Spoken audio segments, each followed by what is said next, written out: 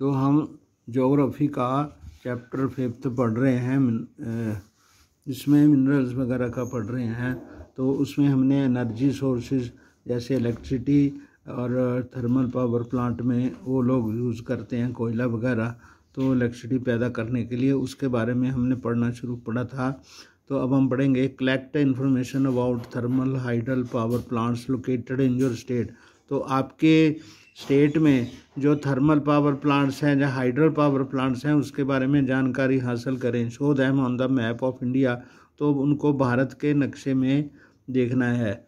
Non conventional sources of energy, तो यानी कि जो कन्वेंशनल सोर्सेज ऑफ एनर्जी है जैसे कोयला है, पेट्रोलियम है, नेचुरल गैस है, वो जब बिजली पैदा करने के लिए या दूसरे ऊर्जा स्रोत पूरे करने के लिए जो उनको यूज़ किया जाता है वो उनको कन्वेंशनल सोर्सेज कहते हैं। तो कन्वेंशनल सोर्स जो होते हैं वो ख़त्म होने वाले हैं, इसलिए नॉन कन्वेंशनल सोर्सेज जो नए हैं इसलिए बनाए गए हैं ताकि वो उनको रिन्यूएबल हैं।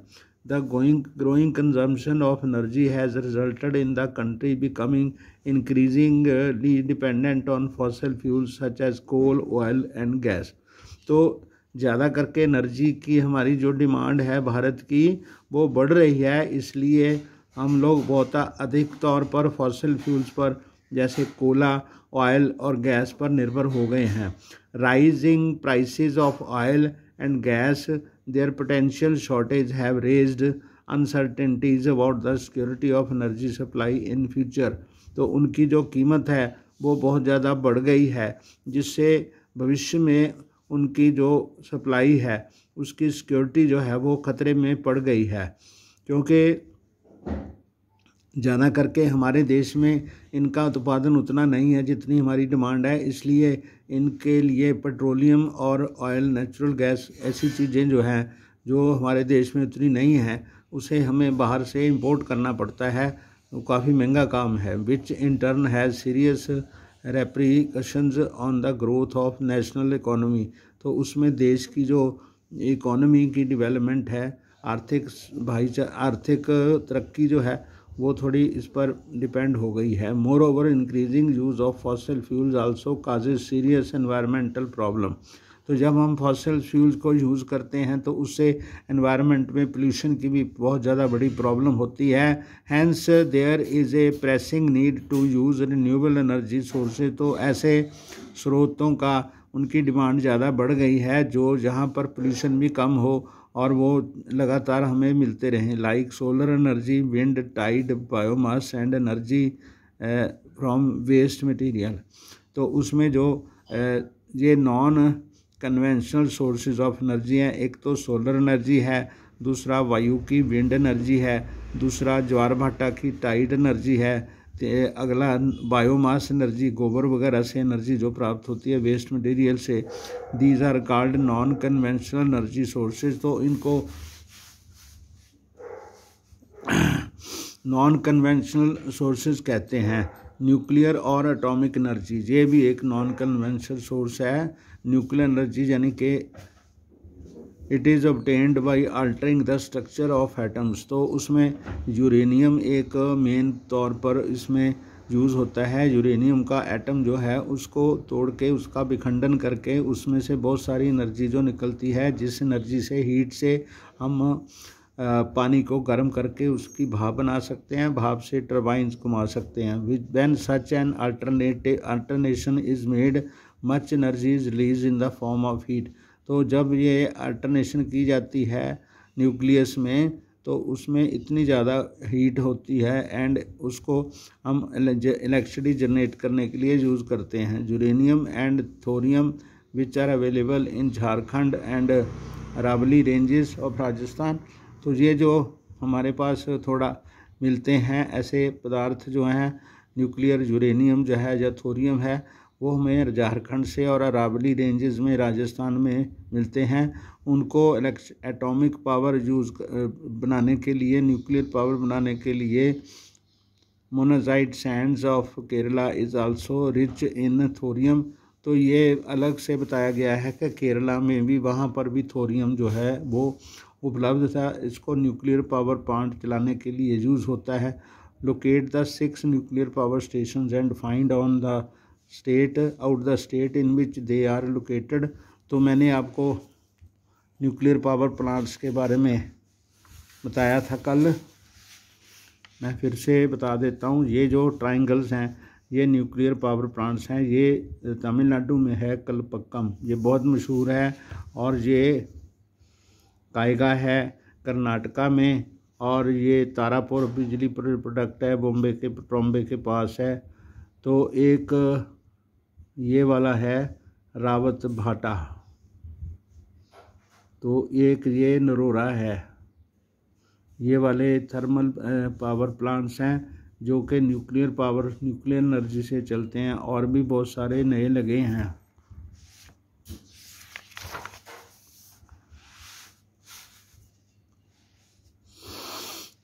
सोलर एनर्जी, तो India is a tropical country. Tropical country का मतलब जो इक्वेटर से ट्रॉपिकल ऑफ कैंसर लाइन जो है बीच का जो एरिया है उसको ट्रॉपिकल एरिया कहते हैं।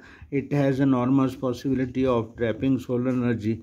तो हमें पता है कि सन की जो रेज़ हैं वो इक्वेटर पर सारा साल सीधी पड़ती हैं, तो जिससे सोलर एनर्जी यहाँ पर बहुत ज़्यादा मात्रा में उपलब्ध है। Photovoltaic technology converts sunlight photovoltaic technology converts sunlight directly into electricity. तो एक फोटोवोल्टेइक सेल्स होते हैं जिनको एक प्लेटफार्म बना के उसके ऊपर फिट करते हैं, जो कि हीट को, सन की लाइट को, सन की रोशनी को इलेक्ट्रिसिटी में कन्वर्ट करते हैं। बहुत सारे सेल उसमें लगते हैं, तो सारे सेल इकट्ठे होकर बैटरी से जोड़े जाते हैं, बैटरी चार्ज होती है, उसके बाद तो रात को फिर वो बिजली जो है वो यूज़ की जाती है। तो solar energy is fast becoming popular in rural and remote areas. तो ये जो सोलर एनर्जी के पैनल्स बनाते हैं जो वो भारत में बहुत सारी जगह पे यूज़ होने लगे हैं। Some big solar plants are being established in different parts of India.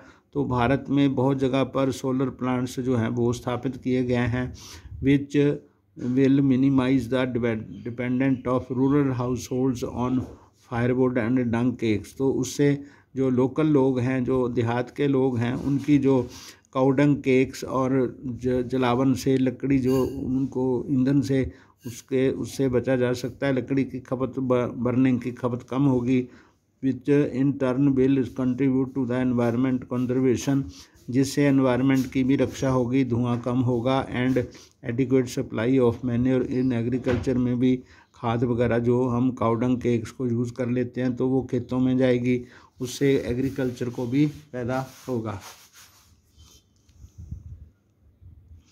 ये जो है solar operated electronic milk testing equipment, ये सन की एनर्जी से ये मिल्क टेस्ट करने का यूनिट है।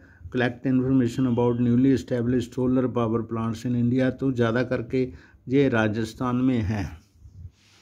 आगे है विंड पावर, यानी कि पवन शक्ति इसको कहते हैं। India has great potential of wind power. Bharat में बहुत सारी जगह पर हवा चलती रहती है सारा साल, तो उस एनर्जी को हम यूज़ कर सकते हैं। The largest wind farm cluster is located in Tamil Nadu which from Nagercoil to Madurai में जाते रास्ते में है। Apart from these Andhra Pradesh, Karnataka, Gujarat, Kerala, Maharashtra and Lakshadweep have important wind farms. यहाँ पर भी बहुत सारे विंड फार्म्स हैं। विंड फार्म का मतलब एक ही जगह पे बहुत सारे पवन चक्कियाँ लगाई जाती हैं जिनको कलेक्ट करके वहाँ से एनर्जी प्राप्त होती है। तो Nagercoil and Jaisalmer are well known in effective use of wind energy in the country. तो भारत में यहाँ पर विंड एनर्जी से काफ़ी फ़ायदा होता है।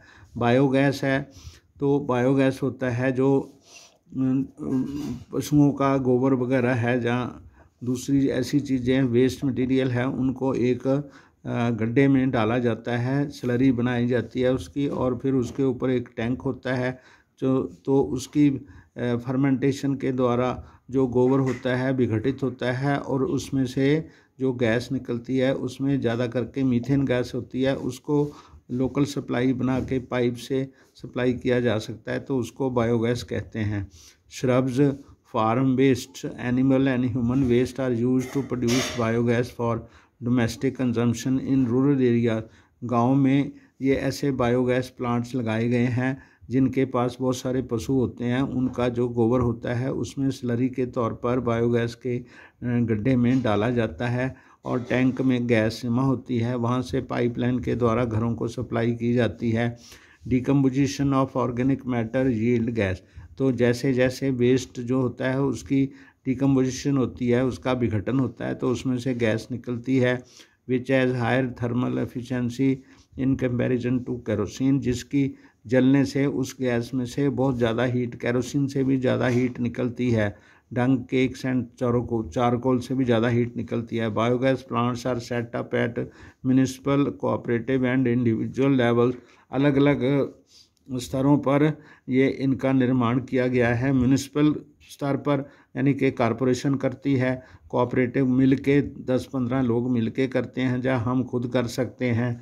The plants using cattle dung are known as gobar gas plants, तो ऐसे प्लांट्स जो गोबर गैस यूज़ करते हैं उनको हम गोबर गैस प्लांट्स कहते हैं। In rural India there these provides twin benefits to the farmer, तो इसके दोहरा फ़ायदा किसान को मिलता है, एक तो गैस मिल जाती है, दूसरा खेतों में डालने के लिए उनको मैन्योर भी मिल जाती है। Thank you.